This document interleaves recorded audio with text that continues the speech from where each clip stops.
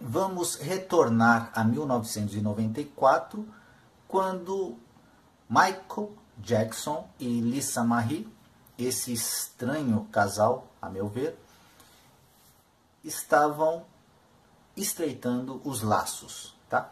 A revista é esta aqui.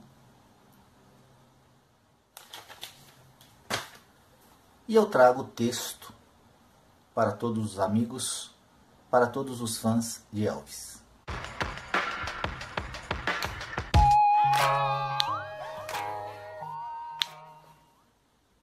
Quem quiser, espante-se. Eu fiquei espantado. Na época eu fiquei espantado. Duvide, mas é verdade mesmo. Michael Jackson, Lisa Marie Presley, a filha de Elvis Presley, estão incendiados pelo fogo de uma paixão que explode lavas vulcânicas a quilômetros de distância.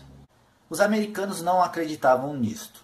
Segundo pesquisa de opinião da revista Time, 41% da população achavam que o casamento estaria desfeito em menos de um ano.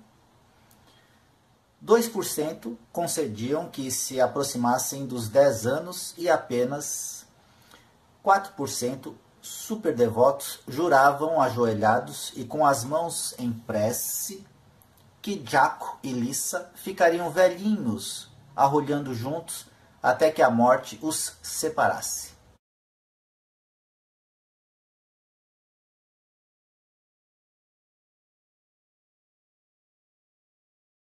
O sentimento de descrença aumentou ainda mais depois que o juiz de paz Hugo Francisco Álvares descreveu a cerimônia do casamento em 26 de maio na República Dominicana. Michael parecia um garotinho perdido, olhando estatelado para o teto, disse o juiz. Quando os declarei marido e mulher, ele relutou em beijar a noiva. Para piorar, houve quem dissesse que durante sua permanência no país, os dois não dormiram juntos uma única vez. Lisa, diziam as fofocas, dormia numa luxuosa vila e Jaco numa super-hiper residência de 4 milhões de dólares numa ilha, a quilômetros de distância. Mas esta impressão começou a desfazer-se quando Jaco e Lisa chegaram a Budapeste, Hungria, para gravarem um clipe. Os dois andavam de mãos dadas, riam, diziam-se coisinhas, abraçavam-se, beijavam-se e, na suíte que ocuparam no hotel, havia apenas uma grande cama de casal que sempre amanhecia amada, amarfanhada, feliz. A grande vitoriosa em toda esta situação foi Lisa Marie, que agiu como uma veterana na arte da conquista. Com seus belos 26 anos, hoje Lisa está com 51. Mas, como estamos em 94, vamos voltar a 94. Com seus belos 26 anos, o começo foi estritamente comercial, conta um amigo íntimo dela. Michael a havia chamado para perguntar sobre a possibilidade de gravar algumas velhas canções de Elvis. Começaram a se encontrar secretamente no Vale da Terra do Nunca, que o Peter Pan Jackson tem na Califórnia. Lisa não gostou de Michael a princípio. Em conversa com uma amiga, definiu-o até como um nerd.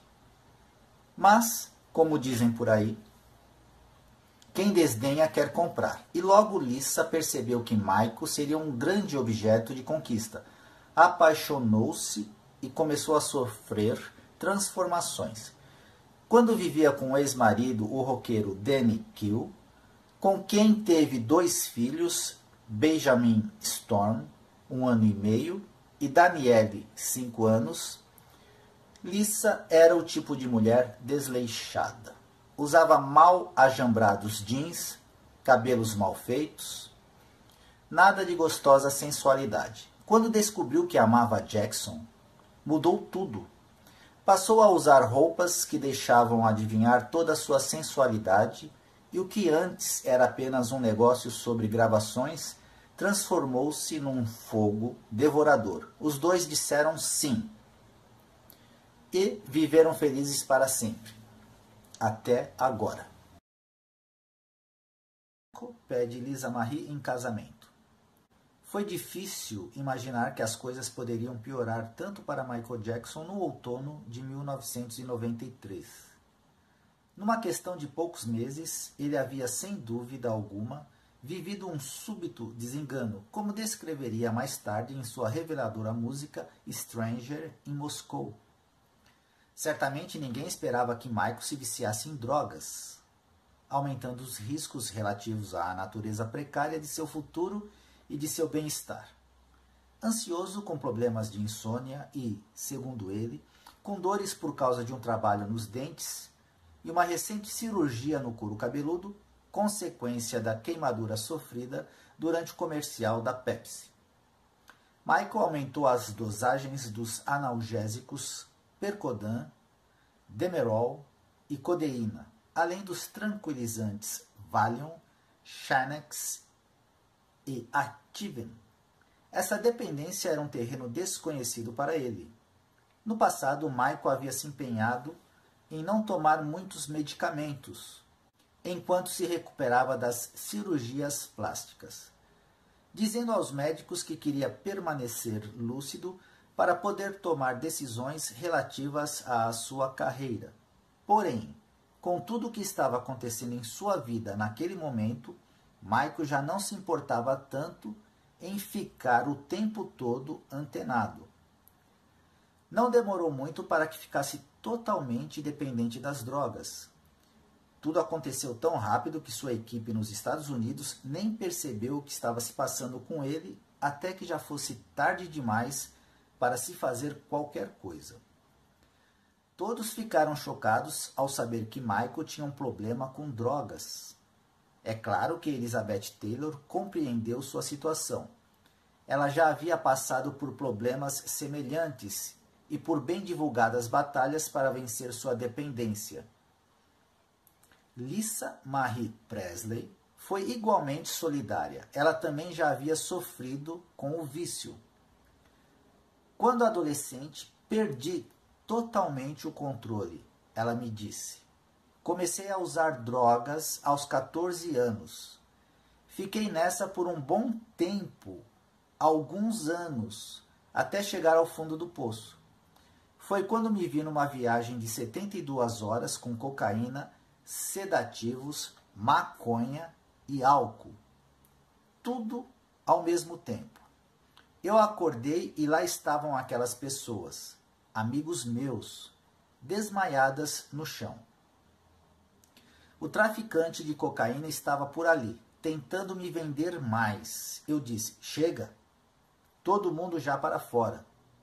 Eu não sei por que me viciei, só sei que iria morrer se não procurasse ajuda. Finalmente, minha mãe e eu resolvemos que eu iria para o Centro da Cientologia, em Hollywood, para me desintoxicar. Isso salvou a minha vida. Quando Michael ligou do exterior para Lisa, em setembro de 1993, ele estava alterado, incoerente e delirante. Alarmada, Lisa tentou convencer Michael a fazer o mesmo que ela fizera um tempo atrás, ir para um centro de reabilitação. Para Lisa, era muito significativo tentar trazer de volta à sanidade um superstar prejudicado pelas drogas.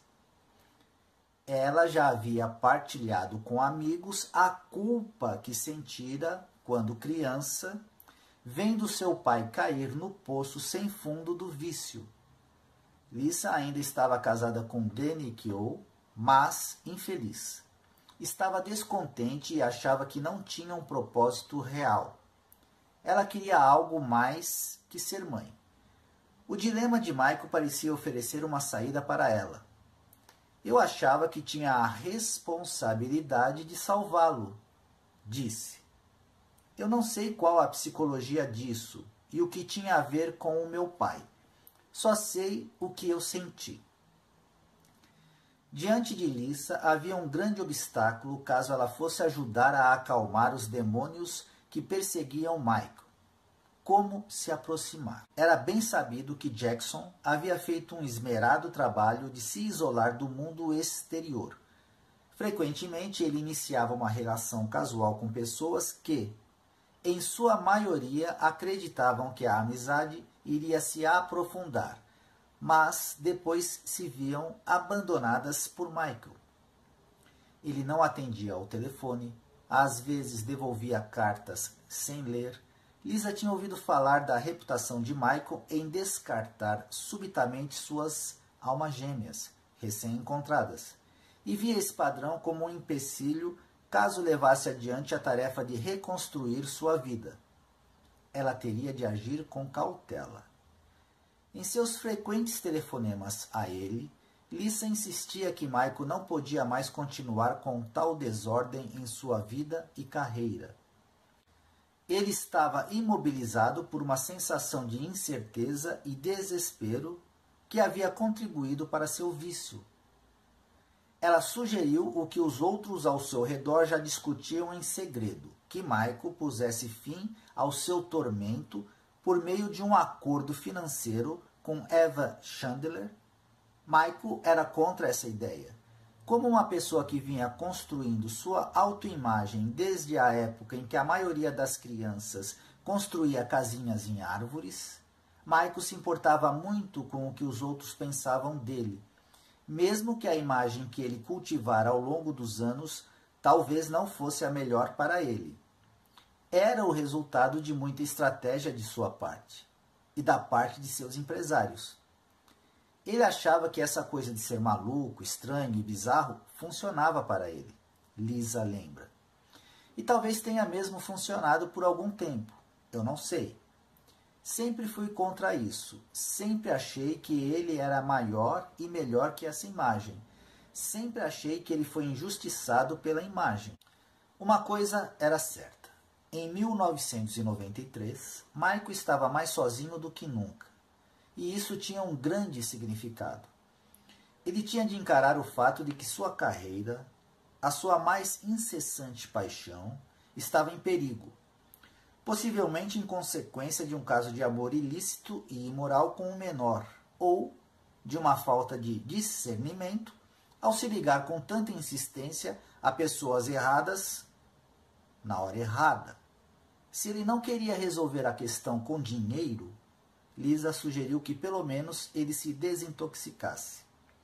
Ela lhe disse que se importava muito com ele e queria que ele soubesse disso.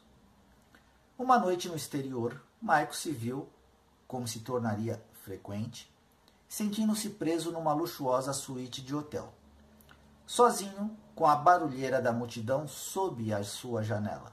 Após uma enxurrada de telefonemas de seus advogados e assessores de imprensa, ele decidiu se acalmar ligando para Lisa, a pessoa que poderia de algum modo ajudá-lo a esquecer que sua carreira estava na balança. Ela certamente havia sido persistente em sua busca por ele, e deixara os números dos telefones da casa que estava alugando em Canoga Park, Califórnia. Também deixara o número da nova propriedade de mais de 1 hectare que acabara de comprar e para onde se mudaria em breve, na Long Valley Road, em Reed Hills, uma comunidade equestre fechada em Calabasas, na Califórnia, onde ela ainda vive. Então, só para garantir, deixou o número de onde poderia ser encontrada em Clearwater, na Flórida, onde pretendia passar um tempo no centro da cientologia. Ela chegou até mesmo a mandar balões de festa com mensagens. De algum modo, Lisa sempre conseguiu arrancar um sorriso dele, mesmo que fosse apenas sua voz áspera dizendo, eles que se lasquem. Ele a encontrou em Canoga Park. Michael prezava o efeito tranquilizante que Lisa exercia sobre ele, de tal modo que, durante a conversa pelo telefone, ele fez uma pergunta que surpreendeu aos dois. Se eu lhe pedisse para casar comigo, você se casava? Aquilo era uma piada, uma hipótese ou um desafio para que Lisa o levasse a sério? Se fosse um desafio, Lisa, a mulher certa para aceitá-lo. Mesmo estando ainda casada com Danny Keough, sem titubear, ela respondeu: sim, me casava. Michael ficou quieto por um instante. Então ele disse: espere um pouco, eu tenho de ir ao banheiro. Quando finalmente retornou ao telefone, estava falando com sua nova noiva. Meu amor por você é verdadeiro, Michael disse a Lisa. Por favor, acredite. Michael não sabia, porém, que se ele a amava ou não, não era o que realmente importava para Lisa. Seu pedido servia a um propósito maior. Ela esperava que aquilo lhe desse acesso ao mundo secreto de Michael. Então, de dentro, ela começaria a juntar os pedaços daquela pessoa fragmentada e dessa vez ela não falharia.